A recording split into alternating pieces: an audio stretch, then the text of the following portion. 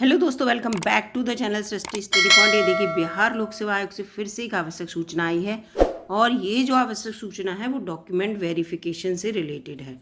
ठीक है, और इसके साथ साथ सबसे इम्पोर्टेंट जो है इसमें जो किस क्रम में आपको अपने डॉक्यूमेंट लगाने हैं, किस क्रम में आपके डॉक्यूमेंट चेक होंगे, ये पूरा इसमें दे रखा है। ये इम्पॉर्टेंट है। पूरी वीडियो में आपको अच्छे से जानकारी दूंगी मैं। वीडियो अच्छी लगी तो लाइक कीजिएगा, चैनल पर नए हो तो सब्सक्राइब कर लीजिएगा दोस्तों। ये देखिए, पूरा यहाँ पे लिखा है कि 9th और 9th जो माध्यमिक इन लोगों ने कहा है और उच्च माध्यमिक विद्यालय यानी कि 11th-12th के अध्यापक नियुक्ति प्रतियोगिता परीक्षा अभ्यर्थियों को दिनांक 29/8/2023 को दस्तावेज सत्यापन वेरिफिकेशन की सूचना के आलोक में निर्धारित तिथि को अभ्यर्थी स्वयं उपस्थित होकर, जो तिथि दी है 4 से 12, उसमें स्वयं उपस्थित होकर अपने साथ सभी मूल प्रमाण पत्र आपको लाने हैं। मूल प्रमाण पत्र, नवीनतम पासपोर्ट साइज फ़ोटो होने चाहिए। ठीक है, इसको याद रखिएगा। 2, इसके साथ साथ आपका ऑनलाइन जो आवेदन पत्र है, प्रवेश पत्र है, सभी जितने भी प्रमाण पत्र हैं उनके 2 सेट लाने हैं। काय के जो आप ज़ीरॉक्स करवाएंगे या फ़ोटो स्टेट कह लीजिए या छाया प्रति कर लीजिए उसकी। ठीक है, 2 सेट। और निम्नलिखित चेकलिस्ट अभी आपको दिखाऊंगी मैं। पूरी चेकलिस्ट दी है किस सीक्वेंस में लगाना है। तो जो चेकलिस्ट में वर्णित है दस्तावेज, पूरे प्रमाण पत्र उसी क्रम में आपको लगाने हैं यहाँ पर। और उनकी जांच जो टीम को मूल प्रमाण पत्र से अपने फोटो स्टेट आपको क्या कराने हैं, प्रमाणित कर दिखाते हुए, और उसके बाद वहाँ पर जमा कर देने हैं। ज़ीरॉक्स जो है आपकी फ़ोटो स्टेट है उसके बारे में, उसे आप जमा कर देंगे वहाँ पर। अब चेकलिस्ट देख लेते हैं कि किस क्रम में आपको दस्तावेज ले जाने हैं। ये इंपॉर्टेंट है, बच्चे परेशान थे और मैंने जो अपनी वीडियो में सारे आपको डॉक्यूमेंट दिखाए थे सेम वैसे ही यहाँ पे डॉक्यूमेंट हैं।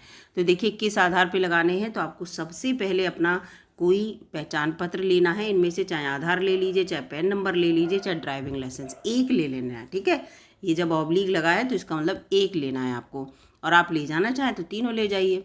ठीक है, लेकिन वहाँ एक ही लगाना है अपनी आपको जो डॉक्यूमेंट वेरिफिकेशन के टाइम। आरक्षण संबंधी अगर आप कोई जाति से रिलेटेड हैं, बीसी से या ईडब्ल्यूएस जो है, जो ये जो होता है इकोनॉमिकली वीकर सेक्शन, उससे निवास स्थान का प्रमाण पत्र लगाना है। दिव्यांगता का अगर आप पे है तो वो प्रमाण पत्र लगाएंगे। लेकिन ये सारे वो प्रमाण पत्र होने चाहिए जो आपने अपने आवेदन पत्र में लगाए थे, इसको ध्यान रखिएगा। वही वाले होने चाहिए, आवेदन पत्र से इतर बिल्कुल ना हो। और अगर आपने आवेदन पत्र में कुछ मॉडिफिकेशन किया है, जो आपको 1 से 3 तारीख तक का टाइम मिला है, तो नया वाला आवेदन पत्र की ज़ीरॉक्स लेके जाएंगे आप। ठीक है, क्योंकि इसमें डॉक्यूमेंट आप चेंज नहीं कर सकते। डॉक्यूमेंट लगा है लेकिन उसके अकॉर्डिंग आपने कोई फीडिंग गलत कर दी है तो वो फीडिंग डॉक्यूमेंट के अकॉर्डिंग आप चेंज कर सकते हैं। तो आवेदन पत्र के अकॉर्डिंग हो वही लेके जाइएगा, ऐसा नहीं कि कोई और ले जाएं। ठीक है, भूतपूर्व सैनिक संबंधी प्रमाण पत्र है वो लेके जाना है। नियोजित शिक्षक संबंधी दस्तावेज, और जिस क्रम में ये लगे इसी क्रम में आप लगाइएगा बिल्कुल। ठीक है, स्वतंत्रता सेनानी के पोता पोती और नाती और नातिन अगर आप हैं तो उसका प्रमाण पत्र ले जाना है। फिर यहाँ पर देखिए आ गया CTET और BTET पेपर फर्स्ट और उसके दस्तावेज जो भी है आपके पास, उसका प्रमाण पत्र है वो लेके जाना है। तो ये किसके रिलेटेड हो गया, ये 1 to 5th के लिए होगा, है ना। जब आप 1 to 5th का आपका वेरिफिकेशन होगा तब ये लगाना होगा। बिहार एस्टेट पेपर फर्स्ट जब आप 9th-10th का कराएंगे तो ये लगाना है। और जब 11th-12th के लिए होगा तो पेपर सेकेंड, ये इस क्रम में आपको लगाना है। दक्षता वाला आपके पास दस्तावेज है तो लगाइएगा।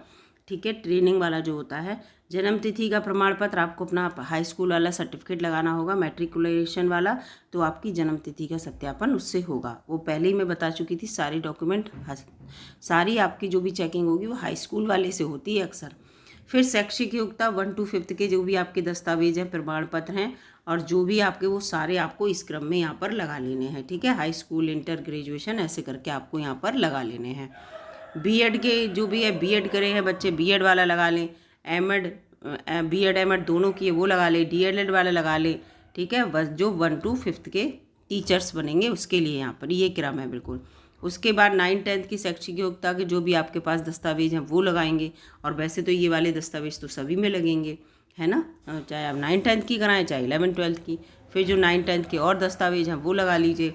फिर उसके बाद आपको क्या करना है, बीएड, BA, ED करा हो आपने, BSc एड किया हो जो 4 वर्ष वाला होता है, उसके दस्तावेज और प्रमाण पत्र आपको यहाँ पे लगाने होंगे। फिर 11th-12th के लिए जो भी दस्तावेज पीजी वगैरह के हैं वो लगा लीजिए।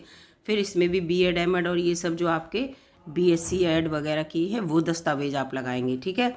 तो इस तरह से आप ध्यान रखिएगा। अगर आप 9th-10th के लिए जा रहे हैं तो 9th-10th के सारे कागज लगाने के बाद तुरंत आपको बीएड वाला जो है वो लगाना होगा। और 11th-12th का दस्तावेज जो आपका शैक्षिक योग्यता वाला है, जो 9th 10th 11th 12th और ग्रेजुएशन पीजी वगैरह करते हैं, उसके बाद आपको ये वाला सर्टिफिकेट लगाना है। तो ये सीक्वेंस यहाँ पर देख लीजिएगा। जिसको आप स्किप कर रहे हैं, जैसे आप अभी 5th-6th से रिलेट, अभी आप 1 to 5th के लिए नहीं है तो ये अभी छोड़ दीजिए। 9th-10th के लिए जा रहे हैं तो यहाँ से लगाइए, 10th से स्टार्ट करिए डॉक्यूमेंट, और ग्रेजुएशन और उसके बाद आप जो डॉक्यूमेंट आपके लिए 9th-10th वाली उस पात्रता के लिए चाहिए वो सारे लगा लीजिए, ठीक है। इसके बाद ये पूरी 11th-12th की जो आपकी शैक्षिक योग्यता है वो लगाइए। शैक्षणिक योग्यता वर्ग 11th-12th के लिए जितनी भी शैक्षिक योग्यता के डॉक्यूमेंट है वो लगाइए। इसका मतलब क्या हुआ कि जितने भी शैक्षिक योग्यता के डॉक्यूमेंट हैं वो आपके बाद में लगेंगे, और जितने डॉक्यूमेंट हैं आपके जाति के, स्वतंत्रता सेनानी से रिलेटेड, निवास प्रमाण पत्र, ये सब आपके पहले लगेंगे। वैसे बच्चे क्या करते हैं, पहले 9th 10th 11th 12th के सारे डॉक्यूमेंट लगाते हैं, उसके बाद पीछे लगा लेते हैं जाति, मूल निवास, ये सब। तो इसमें इस तरह से नहीं है, इससे डॉक्यूमेंट आपको बाद में लगाने हैं।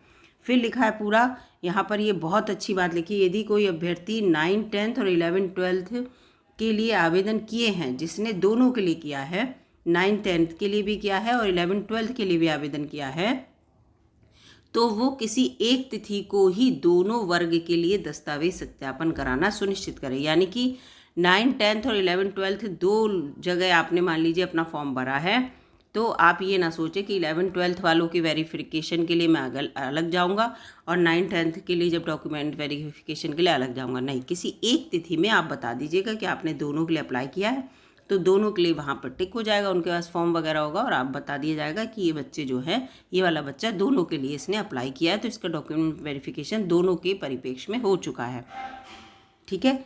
लेकिन वही है कि आपको जॉब के लिए जब मौका मिलेगा तो सबसे पहले 11th 12th के लिए मिलेगा। अगर उसमें आपका सिलेक्शन हो जाता है तो ठीक है, नहीं तो फिर आपको जो है 9th 10th वाले में मिलेगा। ये तो पहले ही कह दिया कि एक ही बार मौका देंगे आपको, और वहाँ आप ज्वाइनिंग तुरंत ले लेंगे, तो आपका दूसरी जगह जहाँ आपने फॉर्म भरा है या एग्ज़ाम दिया था उसको कैंसिल कर दिया जाएगा।